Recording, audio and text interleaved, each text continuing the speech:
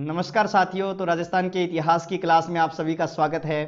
तो साथियों, अपने राजस्थान के इतिहास में मेवाड़ का इतिहास चल रहा था। मेवाड़ के विस्तृत इतिहास की अपनी चर्चा कर रहे थे, जिसमें अपने महत्वपूर्ण शासक इस इतिहास के मेवाड़ में गुहिल जो राजवंश है, इसके संस्थापक जो है, इसके बारे में अपनी चर्चा की, जिसका नाम गुहा या गुहिल गुहादित्य था। उसके बाद में हमने एक इस राजवंश के महान शासक बप्पा रावल की चर्चा की थी। बप्पा रावल के बाद में अपने आज चर्चा करने वाले हैं, जिसका नाम क्या है, अल्लट।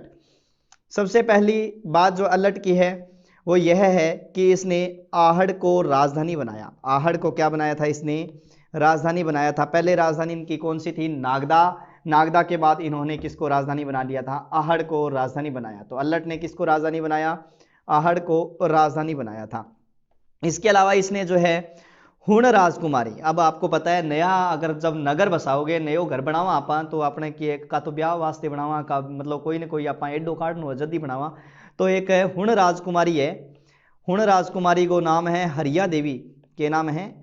हरिया देवी। हुण राजकुमारी हरिया देवी जो है, हुण राजकुमारी हरिया देवी के साथ इसने विवाह किया था, जो कि विदेशी एक जाति है। अर्थात भारत का जो है प्रथम अंतर्राष्ट्रीय विवाह तो चंद्रगुप्त मौर्य का था, लेकिन ये क्या कहलाता है? राजस्थान का प्रथम अंतर्राष्ट्रीय विवाह था।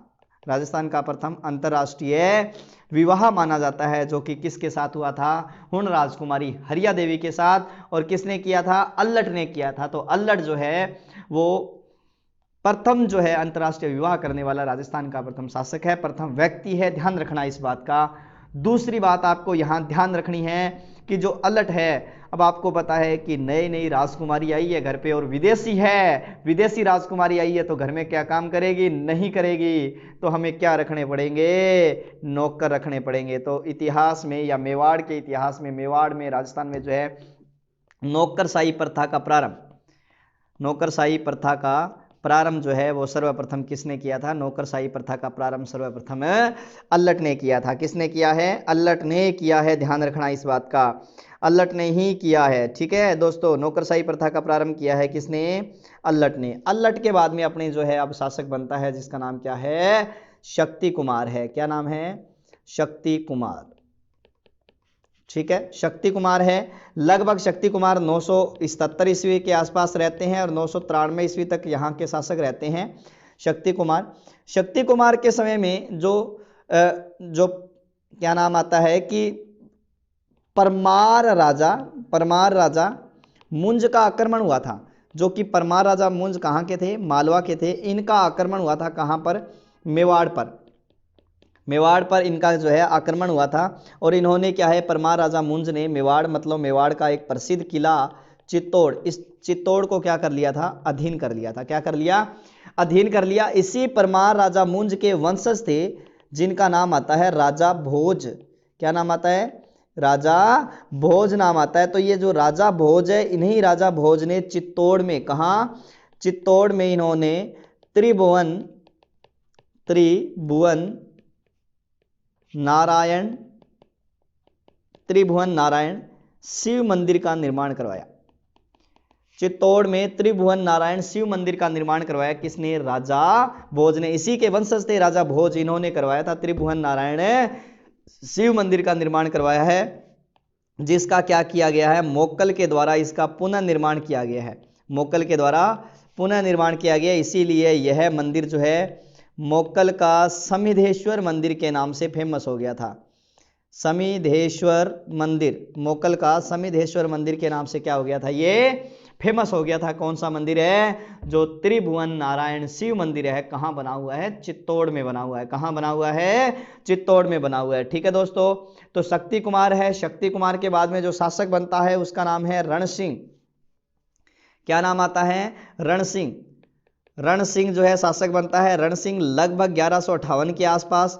इसी का ही नाम करण सिंह भी है। रण सिंह का नाम भी करण सिंह है।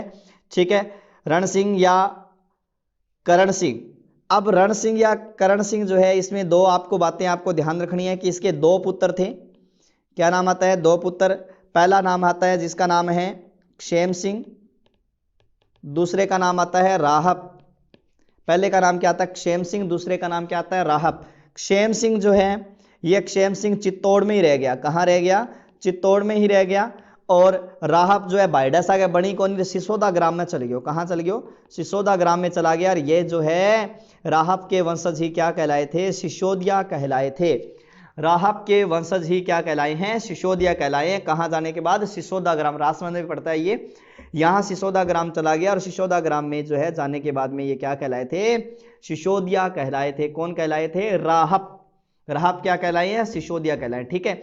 और इसी के वंशजों से सिसोदिया शाखा प्रारंभ होगी। लेकिन ये शेम सिंह यही रहा।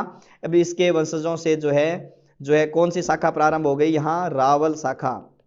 कौन सी शाखा, रावल शाखा। इसीलिए, और ये जो है गुहिल, मतलब ये वंशज जो है, ये वंश पूरा का पूरा गुहिल कहलाता है। और ये क्या कहलाता है, सिसोदिया कहलाता है। और ये जो है रावल शाखा बन गई है, ये क्या बन गई है, राणा या महाराणा शाखा बन गई। इसीलिए मेवाड़ में दो जो है राजवंशों के नाम लिखे जाते हैं, गुहिल या सिसोदिया। इसीलिए मतलब इसके वंशज बाद में चित्तौड़ में आ जाएंगे, जो कि सिसोदिया, जैसे हमीरदेव सिसोदिया थे, जो इस सत्ता के वास्तविक संस्थापक के रूप में हमारे सामने आते हैं। उसकी चर्चा अपने आगे करेंगे दोस्तों।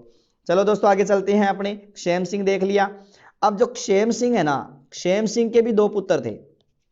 क्षेम सिंह के भी दो पुत्र थे, जिनमें नाम आता है, देखो, सामंत सिंह। क्या क्या नाम आता है, पहला नाम आता है सामंत सिंह। क्या नाम आता है, सामंत सिंह। और दूसरा नाम आता है कुमार सिंह। क्या नाम आता है, कुमार सिंह। सामंत सिंह ये रहे थे लगभग 1172 से 1178 कालक्रम में, थोड़ा सा विवाद ये, और ये लगभग 1179 में यहाँ आ गए थे शासक बनने। अब क्या हुआ कि यहाँ शासक जो है बन गए कौन, सामंत सिंह। उसी समय जालोर के या नाडोल के शासक थे, जिनका नाम था कीर्तिपाल चौहान। कीर्तिपाल चौहान आपको पता है, जिसे नैण सिंह ने कीतु एक महान राजा कहा है, अपने चौहानों में पढ़ के आए हैं। इस कीर्तिपाल चौहान ने क्या किया, 1178 में सामंत सिंह पर क्या कर दिया, आक्रमण कर दिया।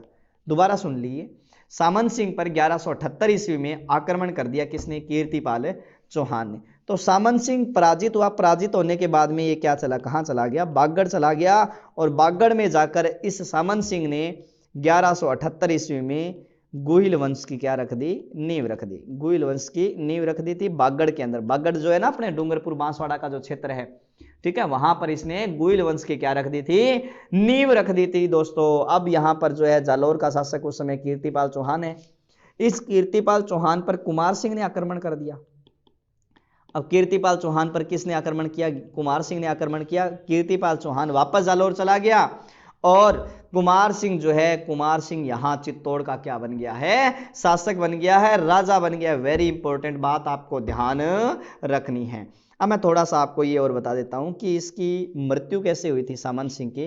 तो ध्यान रखना, सामंत सिंह जो है, सामंत सिंह का जो विवाह है, इसका जो विवाह है, इसका विवाह हुआ था पृथ्वीराज चौहान तृतीय, जिसका नाम हमने पहले सुना है, पढ़ चुके हैं। पृथ्वीराज की बहन पृथ्वीबाई से, या जिसको बोलते हैं प्रथाबाई, प्रथा या पृथ्वीबाई से हुआ था किसका, सामंत सिंह का विवाह। और आपको पता है कि जो पृथ्वीराज चौहान है, पृथ्वीराज चौहान ने युद्ध लड़ा था, जिसका नाम क्या था, तराइन का प्रथम और तराइन का दूसरा युद्ध। तो अपने कौन सा है, तराइन का द्वितीय युद्ध देखते हैं, द्वितीय युद्ध, ठीक है। तराइन का दूसरा युद्ध लड़ा था। अब तराइन के दूसरे युद्ध में पृथ्वीराज चौहान ने किसको बुलाया था, सामंत सिंह को बुलाया था। किसको बुलाया, सामंत सिंह को बुलाया। सामंत सिंह इसके बुलाने पर जाता है, कौन से युद्ध में भाग लेता है, तराइन के युद्ध में भाग लेता है। और इस युद्ध में सामंत सिंह जो है वो क्या हो जाता है, मारा जाता है, ठीक है, मारा जाता है इस युद्ध में, या मतलब वीर गति को प्राप्त हो जाता है। कौन से युद्ध में, तराइन के दूसरे युद्ध में। तो इस तरह से सामंत सिंह की क्या हो गई थी, मृत्यु हो गई थी, ठीक है। तो ध्यान रखना, मैंने आपको बताया कि सामंत सिंह है, 1178 ईस्वी में सामंत सिंह पर अटैक किया किसने, कीर्तिपाल चौहान ने। सामंत सिंह बागड़ चला गया। बागड़ का उस समय शासक ध्यान रखना कौन था, चोरसिमल था या चौरासीमल था। इस चोरसिमल को पराजित करके इसने 1178 में बागड़ में किस वंश की नींव रख दी थी, गुहिल वंश की नींव रख दी थी दोस्तों। तो ध्यान रखना इस बात का, कौन से वंश की नींव रख दी है, गुहिल वंश की नींव रख दी है। इसके बाद में एक शासक आता है जिसका नाम है जेतर सिंह। क्या नाम है, जेतर सिंह। जेतर सिंह लगभग 1213 ईस्वी से लेकर 1252 ईस्वी, 1213 से 1252 ईस्वी तक इसने शासन किया था। जेतर सिंह का शासनकाल मेवाड़ के मध्यकालीन, मेवाड़ भी कौन सा, तो मेवाड़ जो है वो कौन सा है, मध्यकालीन मेवाड़ के इतिहास का स्वर्ण काल कहलाता है। मध्यकालीन मेवाड़ के इतिहास का स्वर्ण काल कहलाता है। ठीक है, जेतर सिंह मध्यकालीन मेवाड़ के इतिहास का स्वर्ण काल कहता है। किसका शासनकाल, जेतर सिंह का शासनकाल। ध्यान रखना, जेतर सिंह के समय में आक्रमण हुआ था। किसका आक्रमण हुआ है, जैसे मान लो यहां शासक है जिसका नाम क्या है, जेतर सिंह। जेतर सिंह के समय में आक्रमण हुआ था, सामने शासक है जिसका नाम है इल्तुतमिश। क्या नाम है, इल्तुतमिश, जिसे अल्तमश के नाम से भी जाना जाता है। दोनों के बीच सन 1227 ईस्वी में, कब, 1227 ईस्वी में युद्ध हुआ था जिसका नाम था भूताला का युद्ध। कौन सा युद्ध हुआ है, भूताला का युद्ध है। कब हुआ है, 1227, अर्थात ये युद्ध 1222 से 1227 हुआ है। ये बात जो लिखने वाला है ये गोपीनाथ शर्मा लिखने वाला है, गोपीनाथ शर्मा लिखता है। गोपीनाथ शर्मा लिखता है कि ये युद्ध जो है 1227 में नहीं हुआ, तो 1222 से 1229 के बीच में हुआ है। यह बात कौन लिखता है, डॉक्टर गोपीनाथ शर्मा लिखता है। अब भाई गोपीनाथ जी ने कौन समझावा है कि 1227 1222 जो है 29 के बीच में आता है, लेकिन ये कहता है कि ये युद्ध 27 में नहीं हुआ, तो 1222 से 1229 के बीच में हुआ है। तो इस युद्ध में क्या हुआ, इस युद्ध में इस इल्तुतमिश ने क्या किया, इनकी जो राजधानी थी आहड़ है, नागदा है, इनको क्या कर दिया था, तहस नहस कर दिया था। इल्तुतमिश ने इनकी दोनों राजधानियों को क्या कर दिया, तहस नहस कर दिया। किन की दोनों राजधानियों को, तो दोनों जो है जेतर सिंह की दोनों राजधानियों को तहस नहस कर दिया, आहड़ और नागदा को। और लेकिन बाद में भूताड़ा के युद्ध में जो है जेतर सिंह के द्वारा इल्तुतमिश क्या हो गया था, पराजित हो गया था, और इल्तुतमिश यहां पर से चला गया था। तब जेतर सिंह ने अपनी नई राजधानी किसको बनाया था, चित्तौड़गढ़ को बनाया था। दोस्तों प्रश्न बन सकता है कि चित्तौड़ को राजधानी बनाने वाला मेवाड़ का शासक कौन था, मेवाड़ का शासक कौन था, तो मेवाड़ का शासक कौन आ जाता है, जेतर सिंह आ जाता है। चित्तौड़ को राजधानी बनाने वाला मेवाड़ का शासक कौन है, तो मेवाड़ का शासक कौन है, जेतर सिंह आ जाता है। वेरी इंपॉर्टेंट, आपको ध्यान रखना है इस बात का, ठीक है। और एक बात और, इस युद्ध में जेतर सिंह के सेनापति जो है उसमें नाम आता है बालक और मदन, बालक प्लस मदन थे। ठीक है, इस युद्ध में जेतर सिंह के सेनापति कौन थे, बालक और मदन थे। ठीक है दोस्तों, अब इसके बाद में जेतर सिंह के बाद में इसका पुत्र जो है शासक बनता है जिसका नाम है तेज सिंह। क्या नाम है, तेज सिंह, जो 1252 से लेकर 1273 तक शासक बना रहता है, तेज सिंह। तेज सिंह, अब हुआ क्या कि तेज सिंह के पिताजी थे जिसका नाम क्या था, जेतर सिंह। जेतर सिंह का पुत्र था जिसका नाम क्या था, तेज सिंह। तेज सिंह जो है, जेतर सिंह जी आक्रमण करना चाहते हैं किस पर, जालोर के शासक, जालोर का शासक। पहला तो कीर्तिपाल था, वो तो उसके समय था, लेकिन यहां जालोर का शासक कौन है, उदय सिंह है। तो उदय सिंह पर आक्रमण करना चाहते हैं कौन, जेतर सिंह। तब उदय सिंह ने कहा कि आप जो है कोई बीच का मार्ग बताइए, क्योंकि हम आपके साथ युद्ध नहीं कर सकते। ठीक है, हमारी इतनी बड़ी सेना भी नहीं है, इतनी बड़ी रियासत भी नहीं है, तो हम आपके साथ लड़े तो लड़े कैसे। तब क्यों जेतर सिंह का है, हाँ भाई उपाय है, क्या उपाय है, का तेरो नाम उदय सिंह कहे जी, तेरा बेटे को नाम चचिक देव कहे जी, और चचिक देव को बेटे को नाम जी को है, बिंगो नाम है, इनकी बेटी है चचिक देव की, जी की नाम है रूपा देवी। तो यहाँ कर मेरो बेटो है बड़ो ही तेज सूर्यवान साहसी बेटो है, जी का को नाम की है तेज सिंह। ई रूपा देवी को ब्याह किंग सागे करवा दे, तेज सिंह सागे करवा दे, मैं तेरे पर कौन करूं आक्रमण, और आपा के बन जाऊंगा संबंधी। तो इस तरह से जैसा इसने कहा वैसा ही हो गया, अर्थात तेज सिंह का विवाह किसके साथ करवा दिया गया, रूपा देवी के साथ करवा दिया गया। किन्ने पुट्ठा नाम राजस्थान में ही आप होकर कोई दिक्कत को नहीं है, रूपा देवी के साथ करवा दिया गया। किसका विवाह, तेज सिंह का। तो तेज सिंह की पहली पत्नी जिसका नाम क्या था, रूपा देवी, और दूसरी पत्नी है जिसका नाम क्या था, जेतल था। क्या नाम था, जेतल।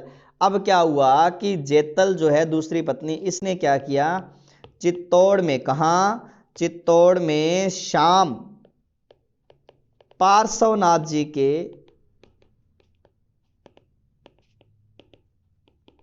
मंदिर का निर्माण करवाया था, निर्माण करवाया था। जेतल ने चित्तौड़ में श्याम पार्श्वनाथ जी के मंदिर का निर्माण करवाया था। किसने करवाया था? जेतल ने करवाया था। ठीक है दोस्तों, तो दोस्तों आगे चलते हैं। अपने आगे आता है जिसका शासक का नाम है, जिसका नाम है समर सिंह। क्या नाम है? सॉरी, एक बात और रह गई, इसकी एक बात और बता देता हूं कि चित्तौड़ में श्याम पार्श्वनाथ जी के मंदिर का निर्माण किसने करवाया? जेतल ने करवाया। एक बात और रह गई कि इसके समय में सन 1260 ईस्वी में, जेतर सिंह के समय में 1260 ईस्वी में कमलचंद के द्वारा, किसके द्वारा? कमलचंद के द्वारा मेवाड़ का प्रसिद्ध और प्रथम चित्रित ग्रंथ जो है चित्रित किया गया।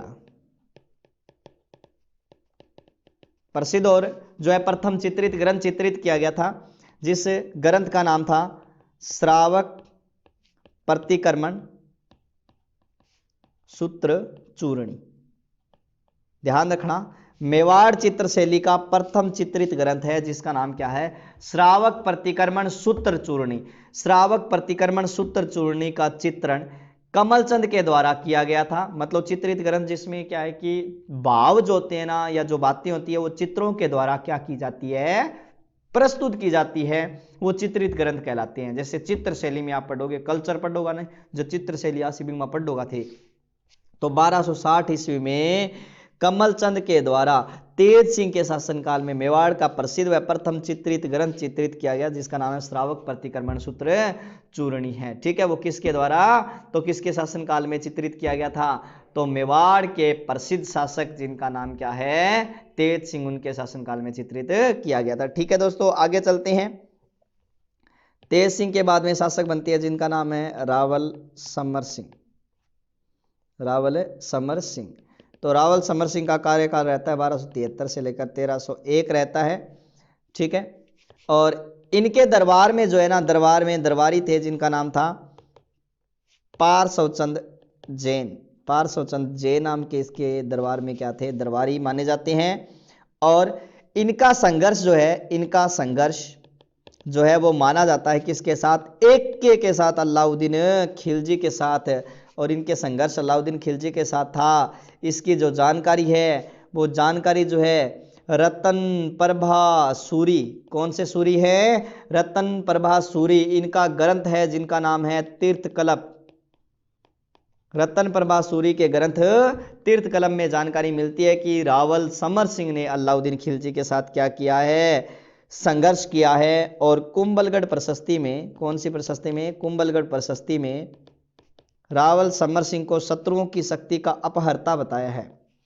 क्या बताया है? शत्रुओं की शक्ति का अपहर्ता बताया है। ठीक है, शत्रुओं की शक्ति का अपहर्ता बताया है। किसको बताया है? रावल समर सिंह को बताया है। और किसमें बताया है? कुंभलगढ़ प्रशस्ति में बताया है। ठीक है दोस्तों, आगे जो है रावल जो समर सिंह है, इस समर सिंह के दो पुत्र थे। कितने पुत्र हैं? दो पुत्र हैं। एक का नाम है रावल रतन सिंह। क्या नाम है? एक का नाम है रावल रतन सिंह और दूसरे का नाम क्या है? कुंभकर्ण है। क्या नाम है? कुंभकर्ण है। तो पहले का नाम रावल रतन सिंह है, दूसरे का नाम क्या है? कुंभकर्ण है। और जो कुंभकर्ण है ना, ये कुंभकर्ण तो चले जाते हैं नेपाल। नेपाल में जाकर गोइल वंश की क्या रख देते हैं? नींव रख देते हैं। क्या रख देते हैं? गोइल वंश की नींव रख देते हैं। और रावल रतन सिंह जो है यहाँ के क्या बनते हैं? यहाँ के शासक बनते हैं। ध्यान रखना दोस्तों। अब अपने चर्चा करेंगे किसकी? रावल रतन सिंह की। तो कुंभकर्ण तो नेपाल गए, नेपाल में गोइल वंश की क्या रख दी है? नींव रख दी है। रावल समर सिंह यहीं रह गए, इनकी चर्चा अब हम करेंगे। देखो हम कौन कौन से शासकों की चर्चा कर चुके हैं। देखो पहले अपने गुहा या गोहिल को पढ़ चुके हैं, फिर अपने किसको पढ़ा है? बप्पा रावल को पढ़ा है। बप्पा रावल के बाद में अपने पढ़ा है किसको? अल्लट को पढ़ा है। अल्लट के बाद में हमने पढ़ा किसको? शक्ति कुमार को पढ़ा है। शक्ति कुमार के बाद में हमने पढ़ा है रण सिंह को। किसको पढ़ा है? रण सिंह को। रण सिंह के बाद में अपने पढ़ा है क्षेम सिंह को। क्षेम सिंह के बाद में अपने पढ़ा है सामंत सिंह को। सामंत सिंह के बाद में अपने पढ़ा है कुमार सिंह को। कुमार सिंह को। कुमार सिंह के बाद में अपने पढ़ा है जेतर सिंह को। जेतर सिंह के बाद में अपने पढ़ा है तेज सिंह को, तेज सिंह के बाद में अपने पढ़ा है रावल समर सिंह को, और समर सिंह के बाद में अब अपन चर्चा करने वाले हैं किसकी, रावल रतन सिंह की। किसकी है, रावल रतन सिंह की चर्चा करने वाले हैं। अब हम रावल रतन सिंह के बारे में चर्चा करने वाले हैं। देखो ये क्रम है 1 2 3 4 5 6 7 8 9 10 11 शासकों के बारे में चर्चा कर चुके हैं। अब अपने अगला शासक पढ़ेंगे जिसका नाम क्या है, रावल रतन सिंह। रावल रतन सिंह के शासनकाल की पहली बात तो यही है कि यह गुहिल सत्ता का अंतिम शासक था। ठीक है, गुहिल सत्ता का अंतिम शासक था। इसके शासनकाल की महत्वपूर्ण घटना थी कि इसके शासनकाल में चित्तौड़ का क्या हुआ है, प्रथम साका हुआ है। चित्तौड़ का प्रथम साका या क्या कहलाता है, जौहर हुआ है, जो कि राजस्थान का क्या है, राजस्थान का दूसरा है। राजस्थान का दूसरा जौहर या क्या कहलाता है, शाका कहलाता है। गुहिल मतलब क्या हुआ है कि रावल रतन सिंह के समय गुहिल सत्ता का ये अंतिम शासक है। चित्तौड़ का प्रथम साका, जौहर राजस्थान का दूसरा साका या जौहर हुआ है किसके शासनकाल में, रावल रतन सिंह के शासनकाल में। तो क्या है कि एक द्वीप पड़ता है जिस द्वीप का नाम है सिंहल द्वीप। कौन सा द्वीप पड़ता है, सिंहल द्वीप। ठीक है, वर्तमान में श्रीलंका है। यह जो सिंहल द्वीप है यहाँ का शासक था, जिस शासक का नाम आता है, क्या नाम आता है, शासक का नाम है गंधर्व सेन। क्या नाम आता है, गंधर्व सेन या गोवर्धन। इस गोवर्धन की पत्नी का नाम था चंपावती। क्या नाम था, चंपावती। ये नाम टेढ़ा मेढ़ा आ जाए कई बार। और इसकी पुत्री थी जिसका नाम आता है क्या, पद्मिनी। पद्मावती नहीं है, ध्यान रखना, ये पद्मिनी है। पटवारी में प्रश्न आ चुका है, दोनों ही ऑप्शन दे दिए, पद्मिनी और पद्मावती। तो ध्यान रखना ये कौन है, पद्मिनी है। अब पद्मिनी है, पद्मिनी के पास में एक तोता था जिसका नाम था हीरामन। क्या नाम है, हीरामन तोता था। किसके पास में था, पद्मिनी के पास में था। ठीक है, तो एक दिन हीरामन तोतो है जी को उड़ गए कठा गयो गागरोन। कहाँ आ गया, गागरोन आ गया। गागरोन में आने के बाद में जो है इसको एक शिकारी ने पकड़ लिया। किसने पकड़ लिया, एक शिकारी ने पकड़ लिया। गागरोन आने के बाद में इस तोते को किसने पकड़ लिया, शिकारी ने पकड़ लिया। और शिकारी ने इसको जो है शिकारी ने पकड़कर इसको क्या है, ब्राह्मणों को दे दिया, एक ब्राह्मण को दे दिया, पुरोहित को दे दिया। अब बताते हैं कि तोता जो है हीरामन का मतलब जो मनुष्य जैसा बोले उसकी हूबहू नकल कर दे।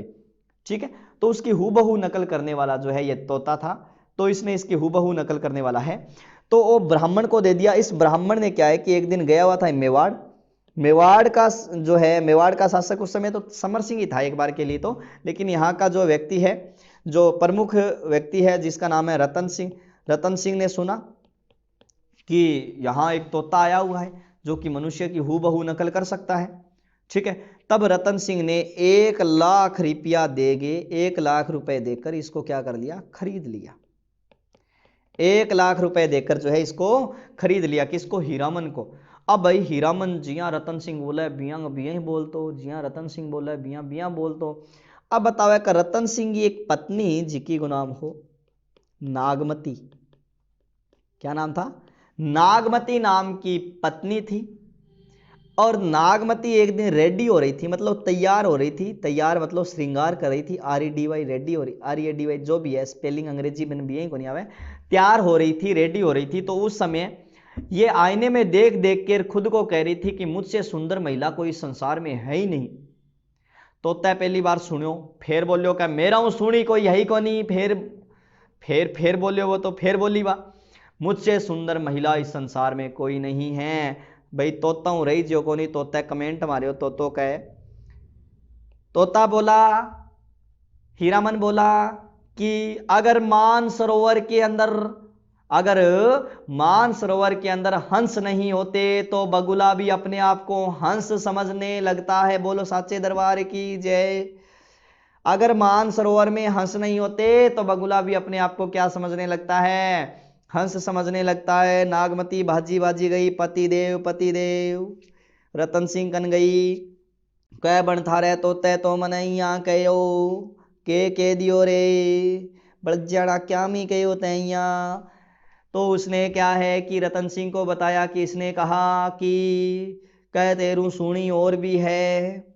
तब बताती हैं कि तोते को बुलाया किसने, रतन सिंह ने कहा क्या मी के हो धीरे सी के भी आवे तैं सही के हो, धीरे सी बोले भी आवे सग सग है, कहता है सही के हो, लेकिन फिर भी पत्नी के सामने मान बनो भाई।